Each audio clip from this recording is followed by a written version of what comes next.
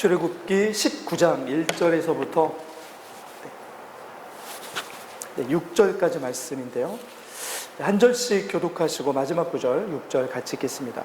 제 성경으로는 출애굽기 110쪽입니다. 1절부터 6절까지 교독하시고 마지막 구절 같이 읽겠습니다. 이스라엘 자손이 애굽 땅을 떠난 지 3개월이 되던 날 그들이 시내 광야에 이르니라.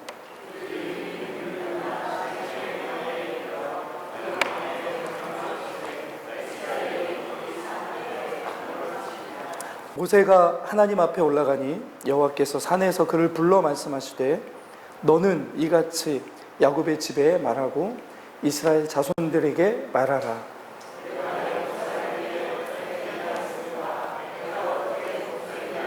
너희를 하고 내게로 인도하였으니 너희가 세계가 다 내게 속하였나니 너희가 내 말을 잘 듣고 내 언약을 지키면 너희는 모든 민족 중에서 내 소유가 되겠고 너희가 내게 대하여 제사장 나라가 되며 거룩한 백성이 되리라. 너는 이 말을 이스라엘 자손에게 전할지니라. 아멘. 아멘. 이전에 가끔씩 유럽에서 나왔던 그 뉴스 중에 세기의 결혼식이라는 뉴스들 혹시 있었는데 기억나십니까? 영국의 왕자가 평범한 어떤 직장인과 결혼하거나 덴마크의 노르웨이 공주가 평범한 직장을 가진 남성과 결혼할 때 뉴스에서 뭐라고 나오냐면 세기의 결혼식이라는 이야기들이 이렇게 뉴스에 나오곤 했습니다. 그들이 어떻게 살아가는지가 중요한 게 아니고 보통의 세상에서도 사실은 잘 이루어지지 않는 결혼입니다. 보통은 수준이 맞는 가정끼리 결혼하는 게 대다수이죠. 그렇죠? 보통은 그렇게 결혼합니다. 그런데 가끔씩은 신데렐라나 콩쥐팥쥐처럼 우리가 상상해서나 이렇게 생각할 만한 일들이 이 현실의 세계 속에서도 가끔씩은 일어납니다. 물론 그게 너무나 가끔씩, 그러니까 드물게 일어나는 것이기 때문에 우리가 그것들을 별로 그렇게 상상하지 않을 때가 많습니다. 오늘 저희가 이 말씀을 보면 19장 말씀은 어쩌면 출애굽기에서 가장 중요한 말씀입니다. 19장과 20장 말씀이 출애굽기뿐만이 아니고 사실은 창세기 1장 1절부터 시작된 말씀이 여기까지 이르렀다고 해도 과언이 아닐 정도의 모세 오경이라고 하는 이 말씀에서 가장 중요한 말씀이 출애굽기 19장과 20장 말씀입니다. 이 안에는 굉장히 많은 것들이 다층적으로 담겨져 있고 한 가지 방향과 한 가지 내용만으로 나와 있는 것이 아니라 여러 가지 것들로 해석할 수 있는 수많은 내용들이 이 안에 담겨져 있습니다. 제가 오늘 그 중에 하나를 끄집어내서 여러분과 좀 나누려고 하는데요. 자, 오늘 말씀을 보시면 그 앞에 말씀을 보지 않았는데 19장 1절 말씀을 일단 다시 한번 읽어보겠습니다. 1절입니다. 같이 읽습니다. 시작.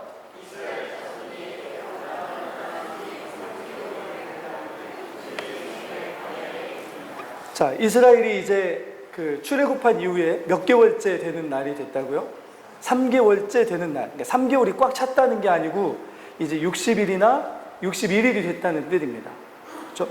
그 정도 되어 있는 그때에 하나님께서 이스라엘 백성들을 어떻게 하시냐면 이전에 어디에 머물렀었냐면 르비딤이라고 하는 곳에 머물렀었습니다. 르비딤 기억나십니까? 르비딤에서 어떤 일이 있었죠? 첫 번째, 물이 부족해서 하나님 앞에 이스라엘 백성들이 아우성치다가 어떻게 하나님을 시험할 수 있느냐라고 혼나면서 반석에서 물이 나오는 걸 경험했습니다. 또 르비딤에서 뭘 경험했죠? 아말렉 족속과의 전투에서 어떻게 승리를 거두었습니까?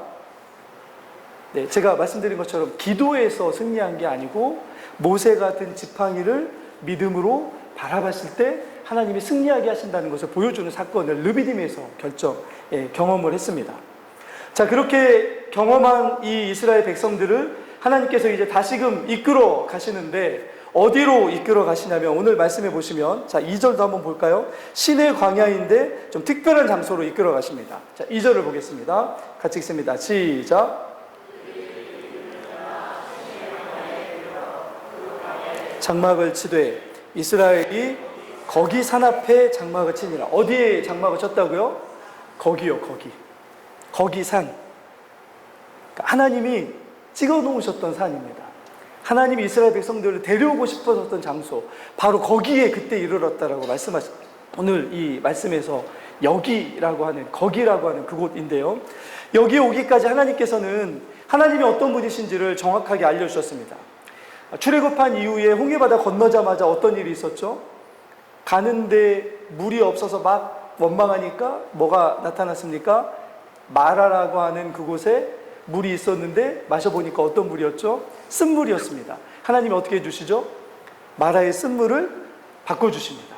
그리고 나서 하나님이 뭐라고 말씀하십니까? 나는 너희들을 치료하고, 그때 제가 말씀드렸던 정화시켜주는, 그죠? 그들의 마음속에 있는 쓴물을, 노예 근성을, 그죠? 세상에 있는 이 습성을 정화시켜주는 누구라고요?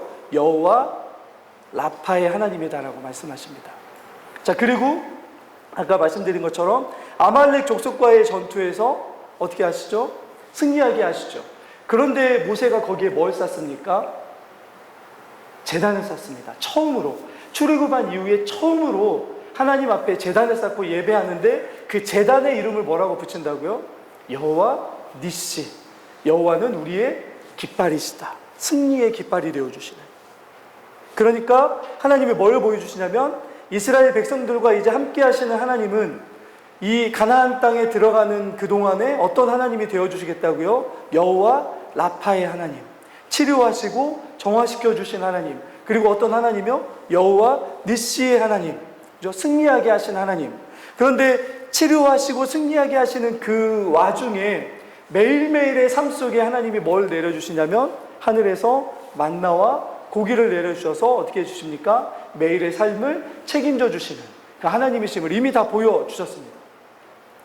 신의 산이라고 하는 오늘이, 거기 그 산에 이를 때까지 하나님께서는 이스라엘 백성들에게 앞으로 어떻게 함께 하실지를 미리 다 보여주셨습니다.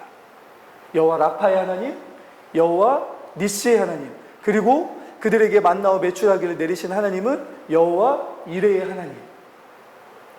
그들에게 하나님이심을 보여줄 수 있는 모든 것들을 이미 다 보여주셨습니다. 자, 그런데 오늘 이제 이 1절과 2절에 보면 하나님이 거기에 계속 머물게 하시는 게 아니고 어떻게 하십니까? 거기 그 산 앞으로 데려오십니다.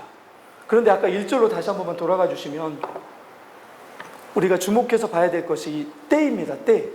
언제 도착하게 하셨는지. 자, 1절을 보시면 언제 도착하게 하셨다고요?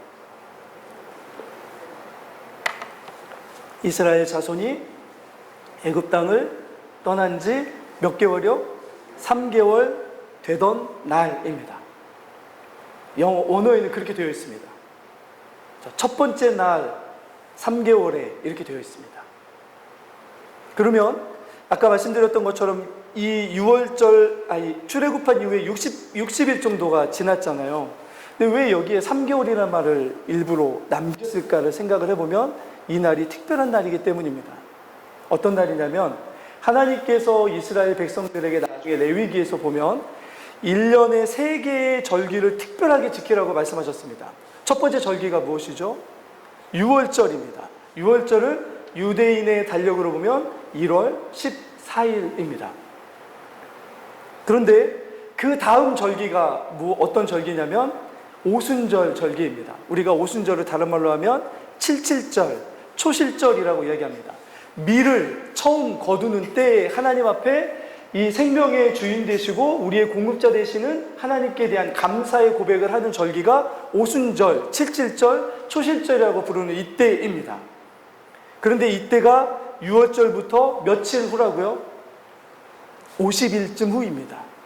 그런데 지금 1월 14일에서 2달 정도 지났으니까 2달 된 그 다음 3개월 첫째 날이면 60일 정도 출애굽에서 됐으면 지금 며칠 정도가 지난 것입니까? 45일에서 46일이 지난 때입니다. 그죠? 그런데 하나님이 오늘 이 시내산에서 이스라엘 백성들에게 언약을 주시는데 며칠째 언약을 주시냐면 이곳에 도착하신 지 3일 후에 주십니다. 나중에 여기 이 19장의 뒤에 보시면 11절도 그렇고 그리고 16절에도 그렇고 셋째 날에 하나님이 이스라엘 백성들에게 대표들을 올라오라고 시내산으로 말씀하시거든요. 그때 언약을 주십니다. 그러면 지금 하나님이 이 셋째 딸이라고 하는 이 셋째 딸 첫날을 왜 기록하게 하셨냐면 6월절은 어떤 절기이죠? 이스라엘 백성들이 노예의 상태에서 구속받은, 육체적으로 해방받은 때가 언제냐면 6월절입니다. 그런데 50일 정도 흐른 후에 나중에 이 지키라고 말씀하셨던 이 오순절 절기는 뭘 의미하는 거라고요? 나중에 가나안 땅에 들어가서 처음 하나님이 그 땅의 주인으로서 하나님이 열매 맺게 하시는 처음 열매를 거두게 됨을 고백하며 감사하는 절기가 뭐라고요? 네, 이 첫 열매를 거두게 되는 오순절입니다. 그때 이스라엘 백성들은 뭘 하나님께 고백하게 되냐면, 하나님, 하나님이 우리를 육체로만 구원해 주신 분이 아니시고 이제 우리와 특별한 관계가 되어 주셔서 우리를 이 땅에서 하나님의 보호하심과 하나님의 은혜와 하나님의 인도하심 가운데 하나님이 주신 것들을 먹고 살아가게 하는 하나님의 백성이 되어 주게 하셨습니다라고 하는 믿음의 고백을 하는 절기가 언제냐면 오순절입니다. 근데 그날을 뭐라고 부른다고요? 다른 말로 초실절 아니면 칠칠절이라고 부른다고요. 하나님께서 오늘 이스라엘 백성들에게 언약의 말씀을 주시거든요. 근데 이스라엘 백성들을 왜 이 언약을 주시는지를 왜 말씀하시냐면, 내가 너희를 온 세계에 뭘로 삼아 주시겠다고요? 처음 거두는 열매로 삼아 주시겠다는 의미가 이 안에 담겨져 있습니다. 하나님이 이스라엘 백성들을 온 세계 열방에서 나의 첫 열매로 삼겠다라고 하시는 게 이 안에 담겨져 있는 거죠. 그래서 오순절날 그날을 하나님께서 지키게 하신 이유가, 그날에 맞춰서 오게 하신 이유가 여기에 담겨져 있는 거죠. 육적으로만 해방된 것이 참된 구원이 아니라 하나님은 구원에 대해서 뭐라고 말씀하시냐면, 그들에게 생명의 보호자가 되어주심으로 열매를 거두게 하시는 그 관계가 무엇 때문이냐면, 단지 그들에게 육적인 것만 채워주시는 것이 아니라 이제 그들에게 특별한 영적인 신분도 바꿔주실 텐데, 그 영적인 신분을 바꿔줄 첫 열매, 온 세계 열방의 첫 열매가 되게 하시는 그 백성이 바로 너희들 이스라엘이야 라고 확정하고 인정해 주시는 이 절기가 오순절이 되게 하시려고 하나님은 시내산의 오순절 절기에 맞춰서 도착하게 하십니다. 그래서 오순절에 이스라엘 백성들은 단지 열매를 거둠 때문에 하나님 앞에 감사한 게 아니고요, 하나님이 자신들의 신분을 특별하게 바꿔주심 때문에 감사합니다. 단지 노예에서만 해방된 것을 감사하는 것이 아니라 노예에서 우리를 어떤 신분으로 바꿔주셨는지를 감사하는 날이 이 오순절의 절기가 되는 거죠. 그래서 오늘 말씀에 보면 이 말씀 안에는 어떤 말씀이 많이 담겨져 있냐면, 이스라엘 백성들을 얼마만큼 높여주셨는지가 이 안에 담겨져 있습니다. 이스라엘 백성들을 영적으로 어떤 신분으로 바꿔주셨는지가 이 안에 담겨져 있습니다. 단지 만나와 메추라기로 먹이시는 하나님의 수준이 아니시고, 하나님이 왜 여호와 라파의 하나님이 되어주시고, 왜 하나님이 여호와 니시의 하나님이 되어주시고, 왜 하나님이 여호와 이레의 하나님이 되어주시는지에 대한 이유가 오늘 말씀 안에 너무나 정확하게 담겨져 있는 거죠. 여러분, 그래서 처음 익은 열매처럼 온 세상 안에 하나님이 우리의 인생의 보호자가 되어주시고, 하나님이 우리 인생의 구속자가 되어주시고, 하나님이 우리를 다스려 주실 때 우리에게 참된 평안과 기쁨이 있다라고 하는 이것을 처음 경험하게 하는 민족이 누구라고요? 이스라엘 민족이었던 것처럼, 나중에 보시면, 나중에 제가 다시 한번 설명할 기회가 있었으면 좋겠는데, 나중에 사도행전에 처음 성령이 강림하시는 절기가 언제입니까? 오순절 절기입니다. 그리고 그들이 어떤 일을 행하여 가죠? 하나님이 로마의 황제가 세상을 다스리시는 것이 아니라 하나님이 우리 인생의 주인이시고 참된 왕이심을 선포하며 나아가기 시작하는, 교회가 어떤 공동체인지를 가서 드러내는, 그것이 오순절날 일어났던 것과 맥을 같이 하는 일이 오늘 이스라엘 백성들에게 나타나는 거죠. 그래서 오늘 하나님이 이스라엘 백성들을 어떤 신분으로 만들어 주시겠다고 약속하시냐면, 우리 6절 말씀을 한번 볼까요? 6절입니다. 같이 읽습니다. 시작.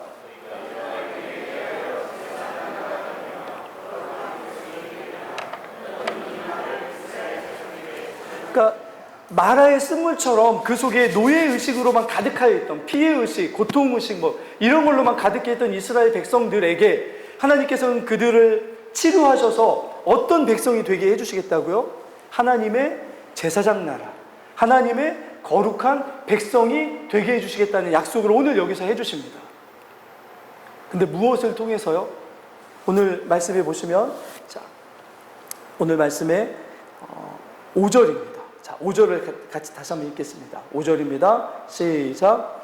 세계가 다 내게 속하였나니 너희가 내 말을 잘 듣고 내 언약을 지키면 너희는 모든 민족 중에서 내 소유가 되겠다라고 말씀하십니다. 무엇을 통해서 이스라엘 백성들을 바꿔가신다고요? 하나님의 말씀을 통해서, 하나님이 주시는 언약의 말씀을 통해서 하나님이 이스라엘 백성들을, 애굽의 노예였던 그들을 하나님의 거룩한 제사장 나라와 백성들로 바꿔주시겠다라고 말씀하십니다.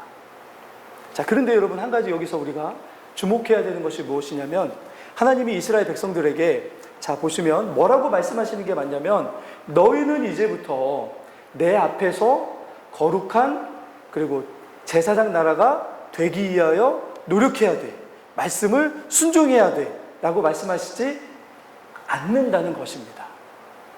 하나님이 뭐라고 말씀하십니까? 오늘 아까 5절과 6절을 보시면 너희는 모든 민족 중에서 내 소유가 되도록 노력하라고 말씀하지 않으시고 뭐라고 얘기하십니까? 너희가 될 것이다 라고 약속하여 주시는 말씀입니다. 6절도 보시면 뭐라고 이야기하십니까? 너희가 내게 대하여 제사장 나라가 될 것이다, 거룩한 백성이 될 것이다 라고 말씀하여 주시는 거죠. 하나님이시라면 노예되었던 이스라엘 백성들이 하나님의 어떤 수준에 맞는 그런 어떤 백성이 되게 하시고 제사장이 되게 하시려면 뭐라고 말씀하셔야 됩니까? 이제부터 똑바로 해, 내가 너희들을 구원해 줬으니까 내가 구원한 거에 맞게 살아야 돼 라고 명령하셔도 충분하신 하나님이십니다. 그런데 명령으로 하지 않으시고 뭐라고 하신다고요? 약속으로 하고 계시다는 게 여기에 우리가 주목해야 될 점이 있습니다. 하나님이 명령하지 않으세요.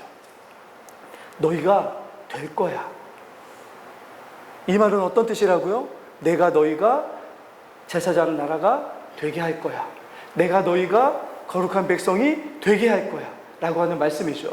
이런 약속을 제가 이전에 한번 내가 그렇게 만들 거야 라고 하는 약속을 주셨던 말씀을 이전에 한번 나눈 적이 있었습니다.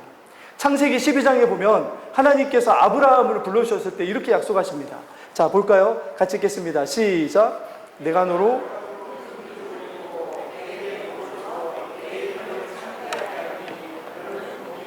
아브라함에게 너는 내게 복이 될 만하게 살아야 돼, 너는 네가 내 앞에서 복이 될 만하게 순종해야 돼, 그렇게 말씀하시는 게 아니고 뭐라고 말씀하셨다고요? 내가 아브라함 너를 온 세상 열방에 복이 되도록 어떻게 하시겠다고요? 내가 할게 라고 하는 약속이 주어지는 게 이 말씀이었습니다.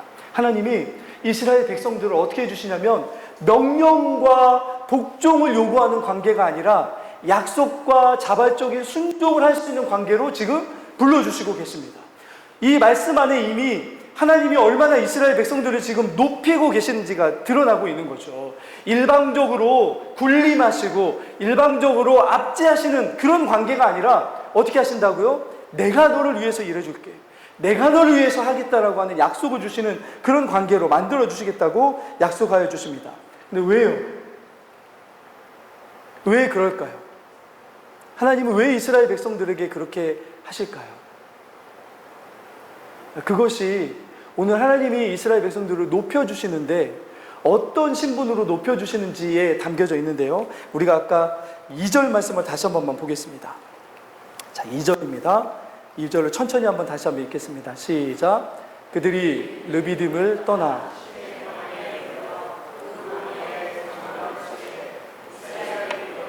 산 앞에 장막을 치니라.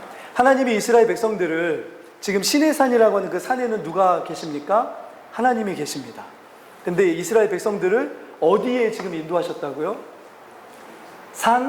거기 산 앞에 인도하셨다고 되어 있습니다. 근데 이 앞에라는 말이 굉장히 특별한 말입니다. 이 앞에라는 말이 무슨 뜻이냐면 눈높이를 같이 해서 서로 마주보다라는 뜻이 되어 있습니다. 뭐라고요? 위에서 내려다보는 눈빛 교환과 눈 맞춤이 아니라 어떻게 합니까? 만약에 우리가 어린 꼬마하고 얘기하려고 한다면 어른들이 어떻게 하죠? 무릎을 꿇고 눈을 어떻게 하죠? 서로 맞추면서 이야기하는 것처럼 하나님이 지금 이스라엘 백성들을 위해서 어떻게 하고 계시다고요? 그들과 눈 맞춤을 위해서 하나님이 한없이 낮춰주시는 상태입니다. 이스라엘이 도대체 무엇길래 이렇게 하실까요? 하나님이 왜 이스라엘 앞에 무릎을 꿇어 가시면서까지 쪼그려 앉으시면서까지 눈높이를 맞추시려고 하신 걸까요? 왜냐하면 이스라엘의 부르심의 목적이 거기에 있었기 때문입니다. 여기 앞에라는 말은 언제 처음 쓰이냐면 이때 처음 쓰입니다. 창세기 2장에 보시면, 자, 창세기 2장에 보시면, 자, 같이 한번 볼까요? 같이 읽습니다. 시작. 여호와 하나님이 이르시되 사람이 혼자 사는 것이 좋지 아니하니 내가 그를 위하여 돕는 배필을 지으리라 하시니라. 우리 말씀에는 배필이라고 되어 있는데 이 말씀이 오늘 하나님 앞에 있다는 말과 똑같은 말입니다. 하나님이 처음에 아담을 처음 창조하셨을 때 아담은 거의 완벽한 존재였습니다. 그런데 하나님이 보시기에 단 하나 좋지 않아 보이시는 게 있었습니다. 그것이 무엇이었죠? 다른 모든 피조물들은 다 뭐가 있었습니까? 짝이 있었습니다. 근데 이 짝이라는 말이 배필이라는 말이잖아요. 근데 이 배필이라는 말이 무슨 뜻이라고요? 눈을 서로 마주보다라는 뜻입니다. 그죠? 어떤 분이 그러더라고요. 사랑하는 부부들은 눈을 마주보고 침대에 누워있고 사랑하지 않으면 등을 대고 누워있다는 얘기를 하더라고요. 마주보게 하시려고 배필을 불러오셨습니다. 마주보면 어떤 일이 일어납니까? 같은 것을 바라보고 같은 마음을 공유하면서 같은 일을 해나가는 존재가 마주보는 존재입니다. 하나님이 아담에게 하와를 보내주셨던 이유는 아담보다 하와가 밑에 있거나 아담보다 연약한 존재로 보내주신 게 아니라 하나님이 이 세상에 하나님이 맡겨주실 그 일을 온전히 하게 하기 위해서 누가 필요했습니까? 서로 마주보며 함께하며 그 일을 감당할 배필이 필요했기 때문이었습니다. 자, 그런데 오늘 이 말을 지금 하나님이 누구에게 쓰고 계시다고요? 하나님의 앞에 이스라엘을 불러오셨습니다. 하나님의 배필처럼 이스라엘 백성들을 불러오셨습니다. 다른 말로 하면 하나님이 이스라엘 백성과 눈을 마주치면서 뭐라고 말씀하시는 겁니까? 내가 이스라엘 백성들과 마치 신랑과 신부가 함께 사랑으로 마주 보는 것처럼 같은 마음과 같은 뜻과 같은 걸 소망하면서 이 세상 안에 어떤 일을 행하겠다라고 하는 말씀을 오늘 여기서 주고 계시는 거죠. 이 말은 그래서 이 같이 마주봄을 이야기하는데 하나님이 이것을 위해서 뭐라고 말씀하시냐면 오늘 19장 4절을 다시 한번 보겠습니다. 4절입니다. 같이 읽습니다. 시작.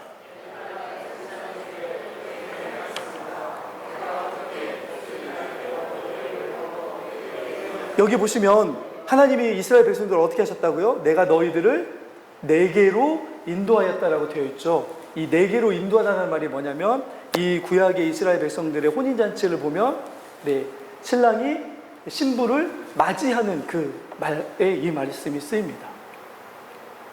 하나님이 이스라엘 백성들을 하나님께로 인도하여 오셨습니다. 그죠? 독수리의 날개 위에 새끼를 얹어서 온 것처럼 하나님이 보여줄 수 있는 모든 것들을 다 보여주셨습니다. 출애굽의 10가지 재앙과 홍해바다를 가르는 것과 여호와가 라파가 되신 것과 여호와가 니시가 되심을 다 보여주셨습니다. 만나를 내려주시고 메추라기도 보여주셨습니다. 그리고 그것을 보여주신 이유가 무엇입니까? 뭘 하기 위해서요? 하나님과 이스라엘 백성들이 눈을 마주보며 살기 위해서 불러주셨다고 말씀합니다. 우리를 높여주심도 있지만 하나님이 우리의 눈높이까지 낮아주심이 있었습니다. 두 가지가 같이 일어난 거죠. 인간이 도대체 무엇이길래 하나님이 이렇게까지 해주실까라는 의문이 드는 말씀입니다. 하나님이 이미 노예였던 이스라엘 백성들을 뭐라고 말씀하셨냐면 너희가 하나님의 군대다라고까지만 해도 얼마나 영광스러운 그런 높여주심인지 모릅니다. 우리가 어떻게 하나님의 군대가 될 수 있을까? 그런데 하나님은 군대 수준으로 이스라엘 백성을 불러주신 것이 아니었습니다. 어디까지 하나님이 우리를 높여주시고 우리에게 하나님을 맞춰주셨냐면 우리를 뭘 만들어주신다고요? 그분이 신랑이 되어주시고 우리가 신부가 되어주게 하시는 그 놀라운 혼인의 언약을 이 시내산에서 맺어주시는 거죠. 그래서 오늘 이 말씀 안에는 어떤 말들로 가득 차 있냐면 결혼식에 관계되는 말들로 가득 차 있습니다. 하나님이 인생 가운데 처음 맺었던 이 약속의 관계가 혼인 관계였습니다. 나중에 사도 바울이 이걸 깨닫고 에베소서 5장에 보면 5장인가요? 뭐라고 이야기합니까? 교회와 그리스도와의 관계가 남편과 아내와의 관계와 같다라는 말씀을 합니다. 사도 바울은 출애굽기 안에서 하나님이 우리와 함께 하시기 위해서 얼마만큼 우리를 높여주시고 그분이 우리를 위하여 낮아져 주셨는지를 너무나 잘 알고 있던 율법학자였습니다. 출애굽기의 이 말씀이 어떤 뜻인지를 너무나 잘 알고 있었던 거죠. 그리고 그것이 실제 예수 그리스도를 통해서 교회를 위하여 일어났다는 것을 경험한 사람입니다.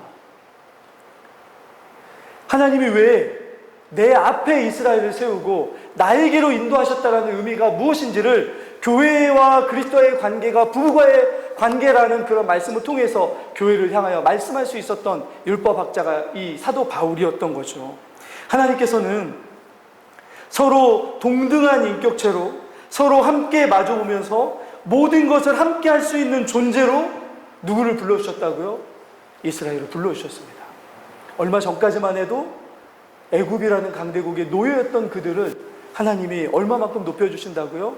하나님과 눈높이를 같이 할 만한 하나님의 어떻게 보면 배필로. 그래서 이 땅을 하나님이 구원하시고 하나님의 소유됨을 드러내시기 위하여 하나님이 누구를 통해서 그걸 드러내신다고요? 이스라엘을 통해서 그것을 드러내실 것임을 오늘 말씀하여 주시는 거죠.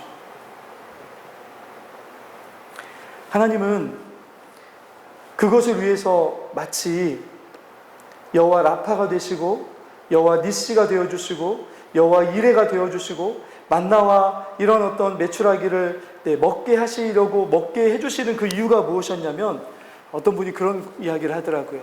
이것은 이스라엘을 향한 하나님의 사랑 고백이었다. 놀랍지 않습니까, 여러분? 하나님이 이스라엘을 향하여 구애하셨습니다. 내가 너를 이렇게 사랑하겠어. 나는 너를 이렇게 사랑해. 그리고 오늘 이 시내산 앞에서 행하였던 이것이 무엇이냐면 어떤 분이 그렇게 얘기하더라고요. 오늘 이 말씀은 하나님이 이스라엘 백성들을 향하여 하시는 청혼이었다. 프로포즈였다. 제가 왜 프로포즈 하면 웃냐면요. 제가 프로포즈 안 하고 결혼했기 때문에 프로포즈 없이 결혼해가지고 늘 20년 동안 구박을 받을 때가 가끔 있었습니다. 네, 여러분. 그런데 오늘 하나님은 출애굽 이후부터 이스라엘 백성들과 어떻게 함께 하실지를 하나님이 하실 수 있는 모든 것들을 다 하셔서 다 행하신 이후에 이스라엘 백성들에게 너의 마음을 내게 주면 나와 눈을 마주하며 살면 내가 이 원하는 것들을 함께 공유하고 함께 마음을 같이 하고 함께 일들을 이루어가면 좋겠어 라고 말씀하시는 게 하나님의 말씀입니다. 그래서 우리가 왜 세계 3대 거짓말 이런 거 얘기하지만 4대 거짓말은 남자들의 거짓말인 것처럼 보입니다. 당신 결혼하면 내가 당신 손에 물 한 방울도 안 묻히고 왕비처럼 떠받들며 살겠다고 하는 게 4대 거짓말인 것처럼 보입니다.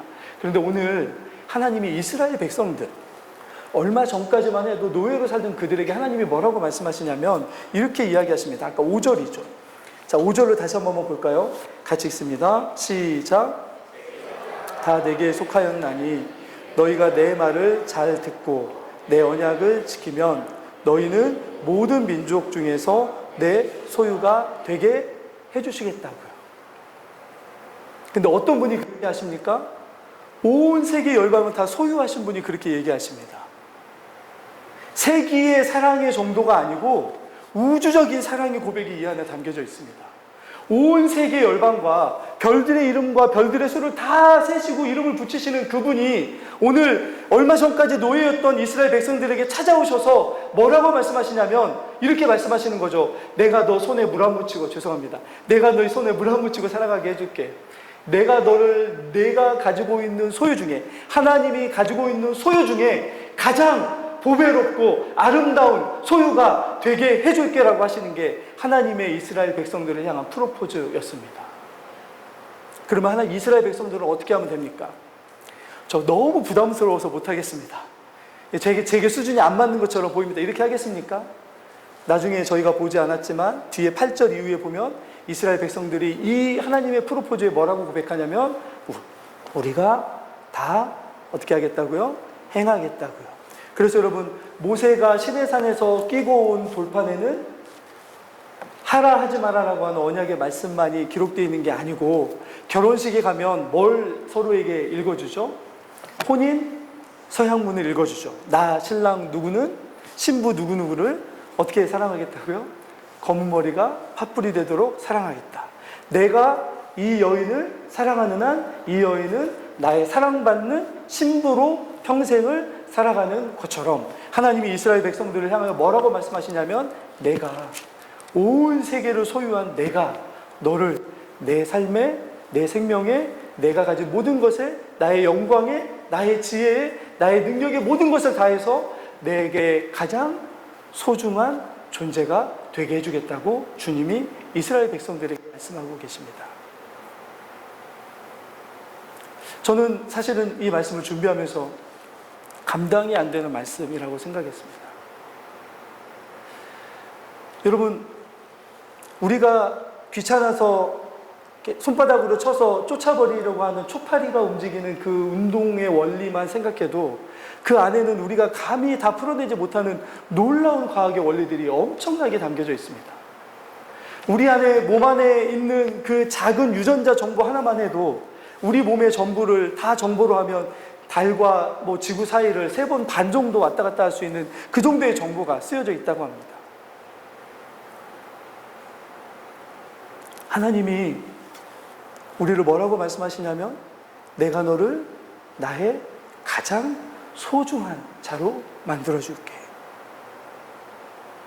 주님이 우리를 향하여 말씀하신 말씀입니다. 그래서 우리를 사랑하시기 위해서 어떻게 해주셨습니까? 가장 소중한 것을 포기하셨습니다. 그것이 무엇입니까? 우리는 아들이라고 이야기하지만 하나님 그분의 생명이었습니다. 하나님 그분이 죽으신 거죠.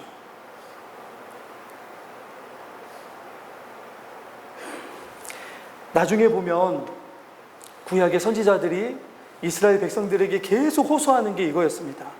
하나님이 여러분들의 신랑이시고 하나님이 여러분의 남편이신데 왜 여러분들의 마음은 다른 신랑과 다른 남편들을 찾으십니까? 라고 끊임없이 지적하는 지적들이 구약의 선지자를 채우고 있습니다. 에스겔서 말씀을 보면 정확하게 이렇게 나와 있는데요. 한번 볼까요? 같이 읽습니다. 시작. 내 때가 사랑을 할 만한 때라. 내 옷으로 너를 덮어 벌거벗은 것을 가리고 내가 내게 맹세하고 언약하여 너를 내게 속하게 하였느니라. 오늘 하신 말씀이 거기 담겨져 있잖아요.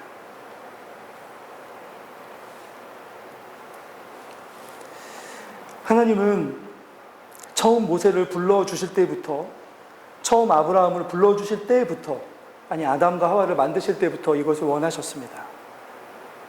나는 너희와 눈높이를 같이 하며 살고 싶다. 그래서 계속 반복하지만 요한계시록의 교회를 향하여 주님이 주시는 마지막 말씀이 뭐라고요? 7교회의 마지막 라오디게아 교회를 향하여 뭐라고 말씀하십니까? 나 너와 이렇게 함께하고 싶다라고 하는 말씀으로 끝이 납니다. 내가 너에게로 들어가서 너와 함께하고 싶다.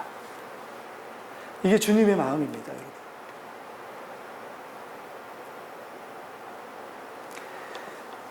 신부처럼 혼인의 언약 안에서 일부러 제사장의 나라가 되려고 노력하지 않아도, 일부러 거룩한 백성이 되려고 노력하지 않아도 나를 구원하신 나의 신랑 되시는 그분이 어떤 분이신지 알고 그분에게 맞게 살아가려고만 한다면 그들에게서 어떤 모습이 나타납니까? 제사장의 모습, 거룩함의 모습이 나타나게 되어 있습니다. 아까 제가 기도를 인도할 때 말씀드렸던 것처럼 우리를 구원하신 그분이 어떤 분이신지를 더 알아가면 알아갈수록 우리의 삶이 노력에 의해서 변하는 게 아니라 자발적인 순종과 사랑에 의해서 우리의 삶이 변화되어 갑니다. 나를 사랑하여 주신 그분이 얼마나 나를 사랑하셨는지를 깨닫기 때문에 내 삶이 그 사랑 앞에서 부족하고 여자 같다는 것을 보기 때문에 억지로 일부러 두려움 속에서 바꿔가는 게 아니라 자발적이고 기쁨과 감격 속에서 내 삶을 바꿔가는 그런 믿음의 삶들이 우리의 삶에 나타나게 되는 거죠. 그래서 하나님은 우리에게 이렇게 얘기하시는 거죠. 너희가 거룩한 백성으로 살아갈 수 있을 만큼, 하나님 앞에 제사장 나라로 살아갈 수 있을 만큼 그만큼 이상의 사랑을 내가 보여줄게. 이게 주님의 늘 하시는 말씀이었습니다. 그래서 하나님이 원하셨던 것은 무엇입니까? 내 소유, 내 나라에서 가장 소중한 보석 같은 존재가 되게 해주셔서, 그래서 뭘 하십니까? 잃어버렸던 아담과 하와 이후에 죄로 잃어버렸던 영혼들을 하나님 앞으로 다시금 똑같은 소유로 만드시는 그 일을 하시기를 원하십니다. 우리를 왕이 되어서 통치하여 주시는 하나님, 신랑이 되어 주셔서 함께 하시는 그 하나님의 그 은혜를 모르는 다른 이들도 똑같이 누릴 수 있도록 우리를 어떻게 하십니까? 그들에게 보내주십니다. 그래서 오순절 성령이 오시면, 여러분 다른 거 생략하고 말씀을 마치겠습니다. 주님이 오순절 성령이 오시면 뭐가 될 거라고 교회에게 얘기하시죠? 오직 성령이 너희에게 임하시면 너희가 권능을 받고, 이 권능이 무엇입니까? 여호와 라파 되심, 여호와 이레 되심, 여호와 니시가 되심을 삶에서 경험하게 될 거야. 그러면 그 다음에 뭐라고 되어 있습니까? 너희가 예루살렘과 온 유대와 사마리아와 땅끝까지 이르러 내 증인이, 제가 계속 얘기하죠. 되라가 아닙니다. 어떻게 될 거라고요? 되리라. 내가 되게 만들어줄게. 내가 그만큼 할 수 있도록 너희와 함께 해줄게. 성령까지도 보내주신 하나님이십니다. 아니, 성령 하나님이신 그분이 우리에게 직접 와주셨습니다. 무엇 때문에요? 하나님이 우리를 얼마만큼 사랑하신지를 깨닫게 하시기 위함입니다. 그것이 진리 안에 담겨져 있고, 그 말씀을 지키면, 그 말씀을 깨달으면, 그 말씀 안에 있으면, 우리의 삶의 초점과 방향을 맞추면 하나님이 우리를 얼마만큼 높여주신지를 깨닫게 되어가고, 우리의 삶이 어떻게 되어간다고요? 아브라함처럼, 야곱처럼, 하나님의 사람들처럼 바뀌어져 갈 수 있도록 만들어 주신다는 거죠. 오늘 우리의 말씀 안에는 제사장 나라가 되어가는 삶이 어떤 것인지 정확하게 드러나 있지 않은데, 하나님께서 친절하게도 18장에 제사장이 어떤 삶을 살아갈지를 말씀해 주셨습니다. 그 말씀만 보고 말씀을 마칠 텐데요. 18장, 한번 보여주시겠습니까? 모세의 장인이 이드로가 미디안의 제사장입니다. 근데 그 제사장이 찾아와서 모세를 향하여 뭘 하냐면 이렇게 하거든요. 자, 10절을 읽겠습니다. 18장 10절입니다. 시작. 이드로가 이르되 여호와를 찬송하리로다. 너희를 애굽 사람의 손에서와 바로의 손에서 건져주시고 백성을 애굽 사람의 손 아래서 건지셨도다. 구원하신 하나님을 어떻게 합니까? 이드로가 찬송합니다. 찬송은 무엇입니까? 하나님이 내게 해주신 일을 노래하고 높이고 경배하고 그리고 드러내는 일입니다. 제사장이 그렇게 살라는 거죠. 우리를 그렇게 불러주셨습니다. 그리고 12절에는 이렇게 되어 있습니다. 자, 같이 읽겠습니다. 시작. 모세의 장인 이드로가 번제물과 희생 제물들을 하나님께 가져오매 아론과 이스라엘 모든 장로가 와서 모세의 장인과 함께 하나님 앞에서 떡을 먹으니라. 이게 하나님이 원하시는 관계였습니다.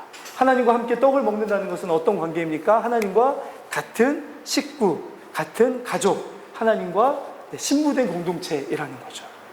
그들은 어떻게 살아갑니까? 번제물과 희생제물을 드립니다.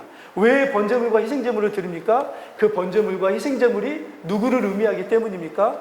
노예였던 우리를 하나님의 신부 되게 하심, 하나님의 군대 되게 하심, 하나님의 가족 되게 하심, 하나님의 사명을 함께 할 수 있는 동역자로 삼아주신 그분을 향한 감사와 참된 신앙의 고백으로 드리는, 내가 바로 번제물이고 내가 바로 희생제물이라고 하는 그 고백이 드려질 때 우리가 어떻게 살아갑니까? 거룩한 백성으로 살아갈 수 있습니다. 하나님은 하나님의 거룩한 나라와 제사장이 어떻게 살아갈지를 18장에 이미 담아 놓으셨습니다. 그렇게 살아가라는 거죠. 우리의 신앙 고백이 그렇게 되어지라는 거죠. 저와 여러분들이 그렇게 부름받은 사람들임을 기억하며 하나님이 이스라엘 백성들을 얼마나 높여주셨는지, 얼마나 함께 하시고 사랑하기를 원하셨는지, 아담과 하와가 내 뼈 중에 뼈요, 내 살 중에 살이라고 했던 것보다도 더 친밀하게 하시기 위해서 주님이 우리에게 오셨음을 기억하며 우리가 그렇게 주님과 함께하는 신랑 되신 그분과 동행하는 우리가 될 수 있기를 예수 그리스도의 이름으로 간절히 축원합니다. 같이 기도하겠습니다. 우리 시간에 주신 말씀을 생각하시면서 함께 같이 한번 기도하겠습니다.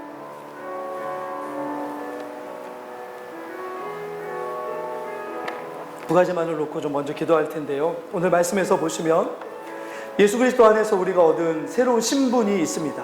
가장 사랑스럽고 영광스럽고 벅찬 신분은 그분의 자녀되고 또한 그리스도의 신부 되었다는 이 신앙 공동체의 고백입니다.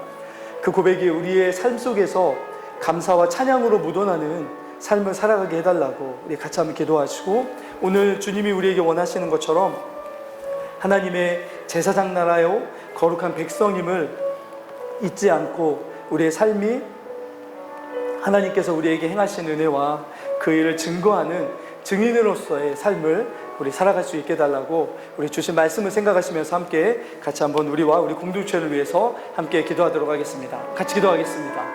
사랑이신 아버지 하나님, 우리가 남은 인생 동안 주님이 우리를 얼마나 사랑하셨는지를 더 깊이 깨닫고 그리스도의 사랑의 길이와 그리스도의 사랑의 깊이와 그리스도의 사랑의 높이와 그리스도의 사랑의 넓이를 더 깨달음을 통해서 주님이 원하시는 그리스도의 장성한 분량에 이르기까지 자라날 수 있는 그런 주님의 신부다운 교회로 우리 성도들로 하나님 세워줄 수 있도록 인도하여 주시옵소서.